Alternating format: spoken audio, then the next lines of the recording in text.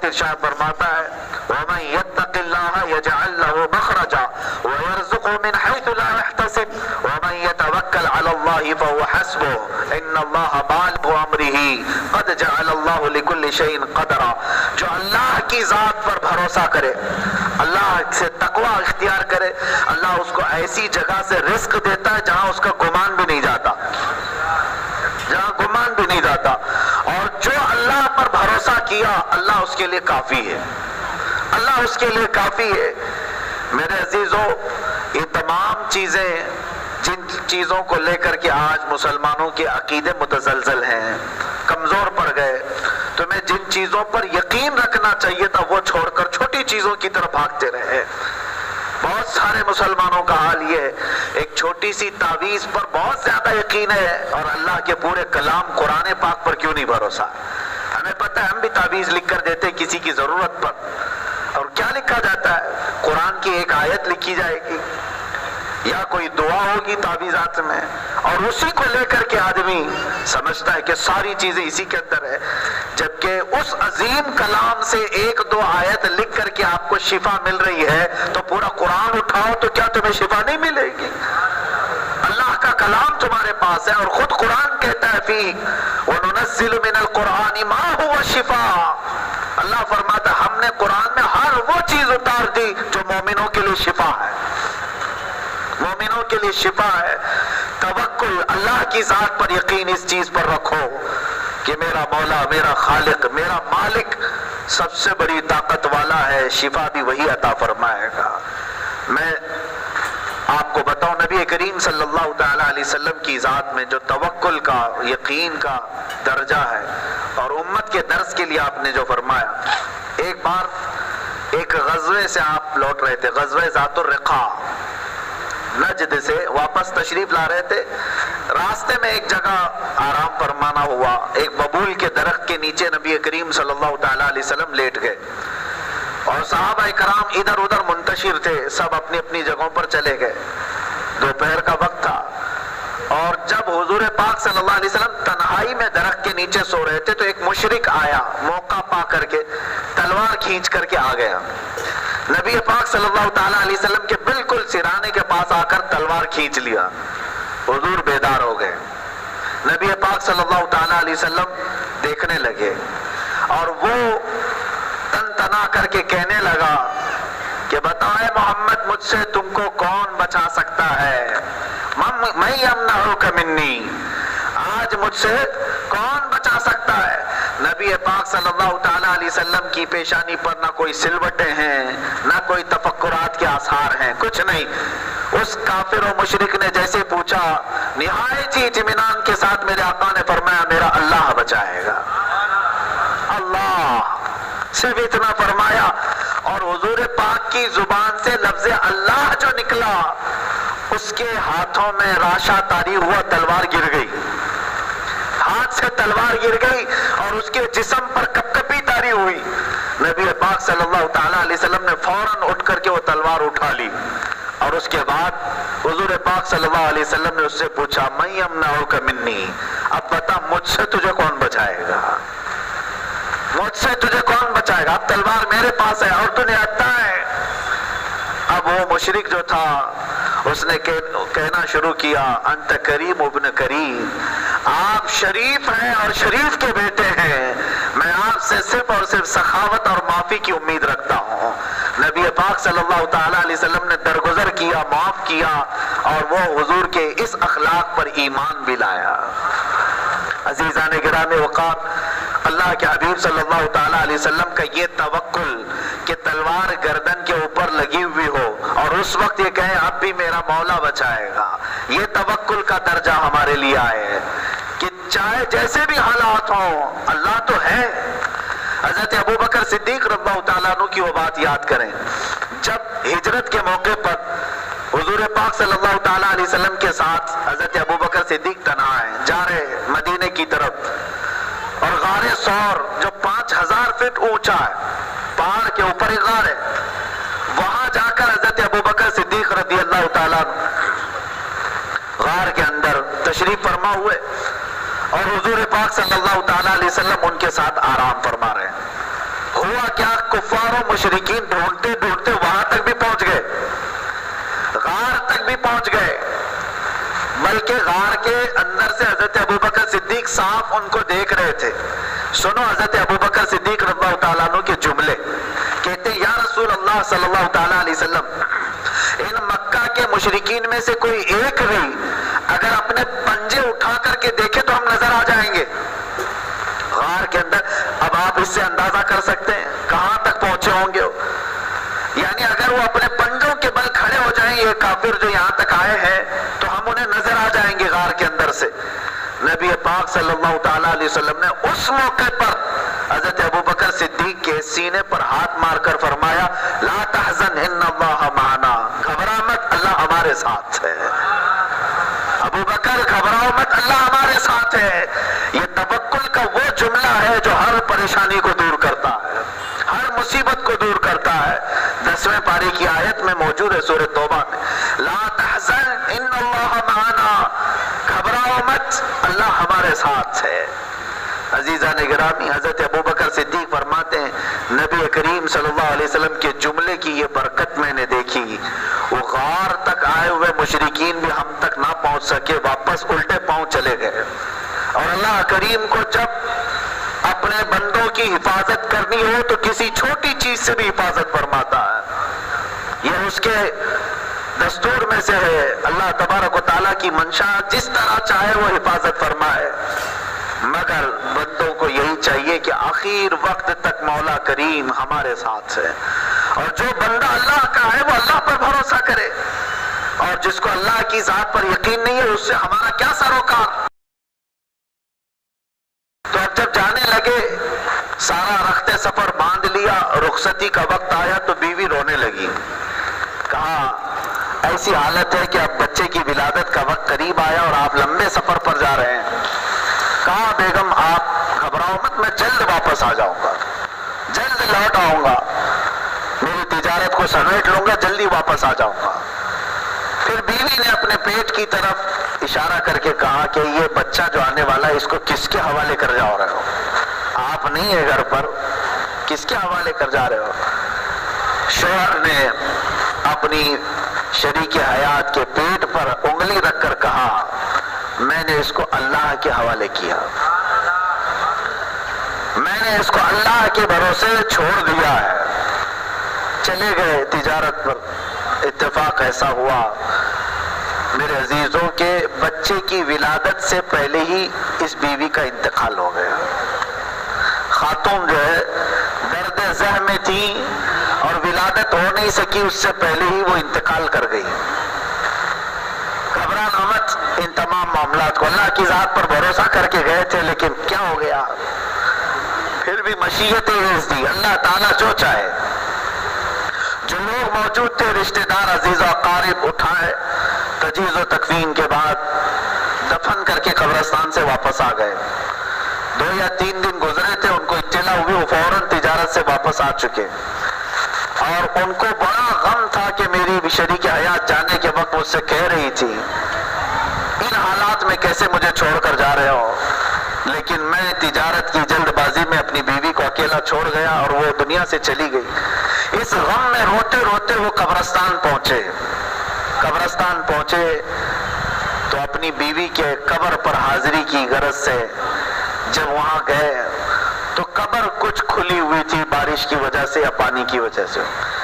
آپ وہاں تھوڑی دیر کھڑے رہے تو ایک بچے کے رونے کی آواز آنے لگی، بچے کے رونے کی آواز آنے لگی۔ آپ نے قبر کو ہٹانا شروع کیا تو دیکھا ان کی شریک حیات، ان کی بیوی کو تو دفنایا گیا لیکن وہاں پر ایک چھوٹا سا بچہ کھیل رہا ہے، قبر کے بغل میں ہی، میت کے بغل میں چھوٹا سا بچہ جس کی ابھی بھی ولادت ہوئی ہو، وہ چیخ رہا ہے، ہر ہاتھ پر پٹک رہا ہے۔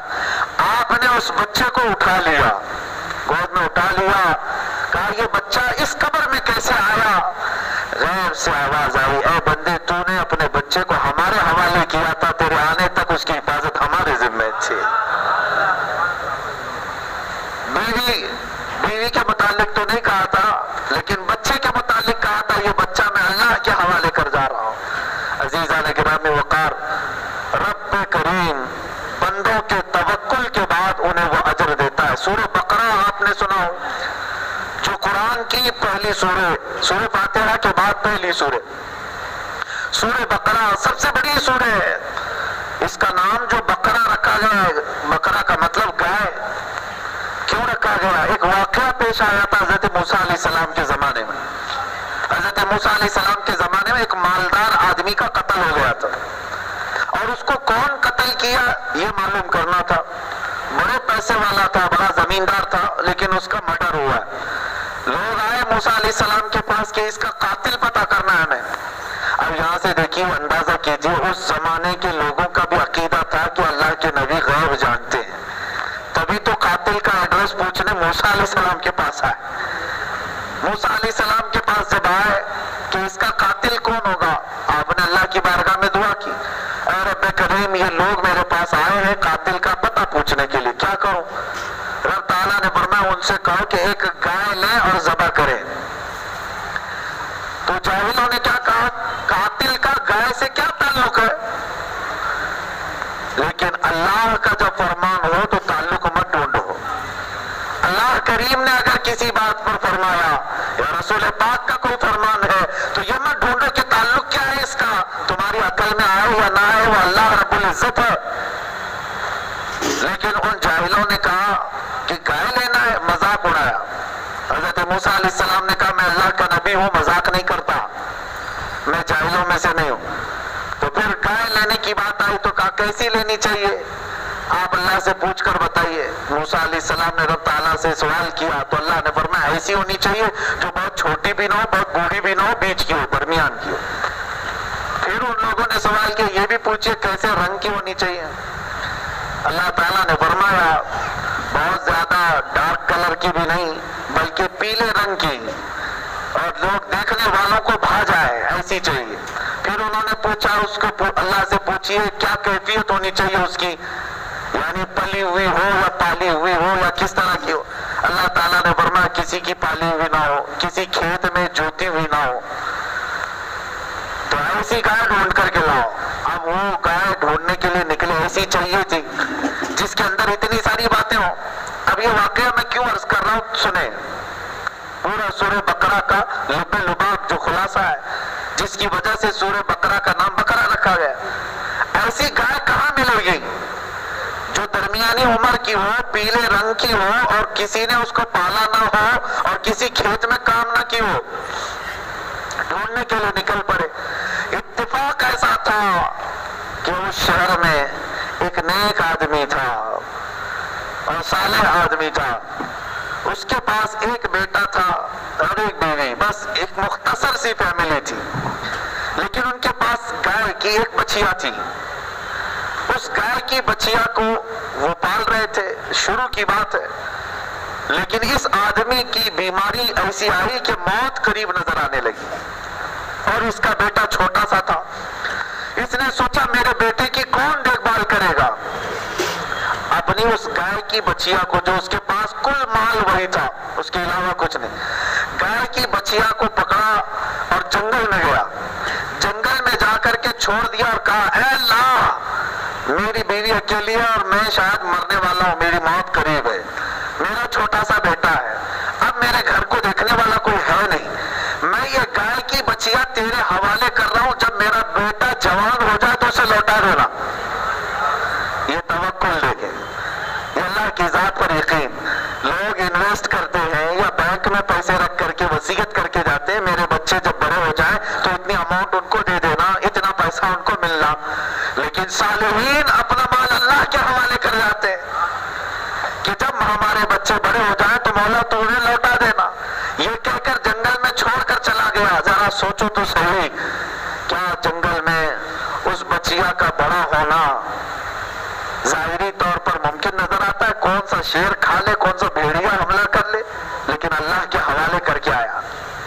انتقال ہو گیا اس شخص کا, انتقال ہو گیا, اور اس کی بیوہ عورت اپنے بیٹے کی حفاظت کرتی رہی, پرورش کرتی رہی.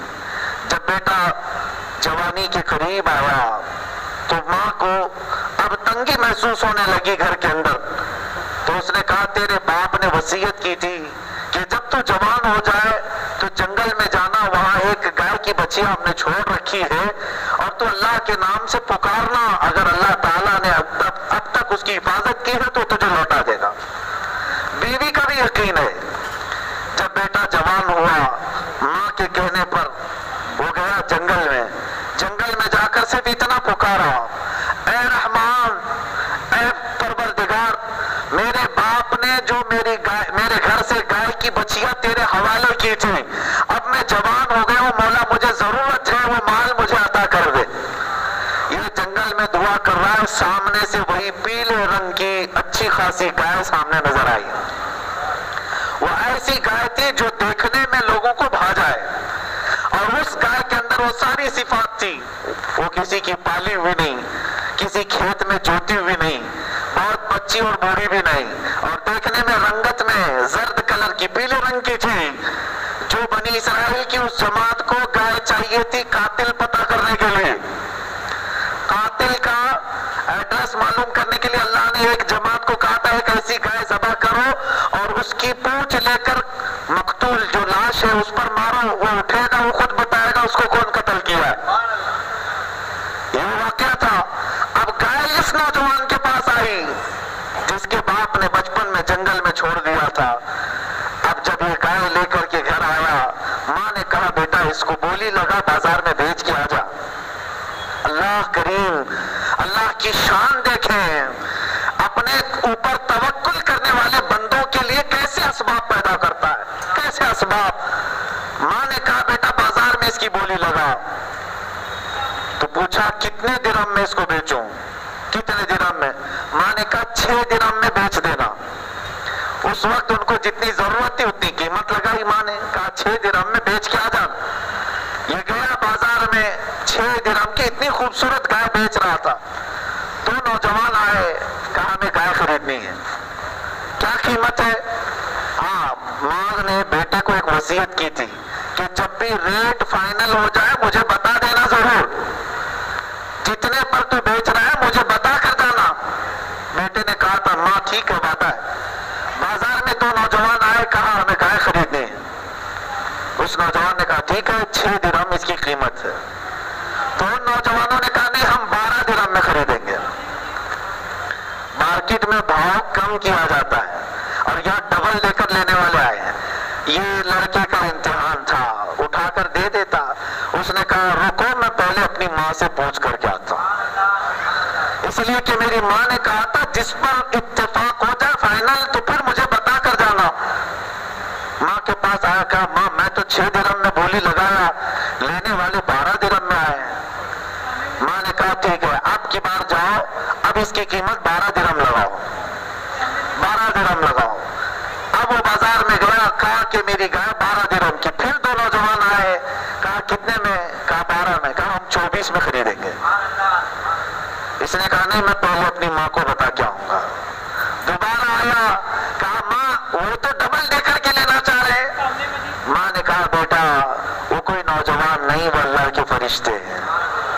اب کی بار جا بازار میں اور تو بولی مت لگا، آپ وہ خریدنے آئے تو ان سے خود پوچھنا کہ میری گائے کی قیمت کیا ہے، تو کوئی قیمت مت لگانا۔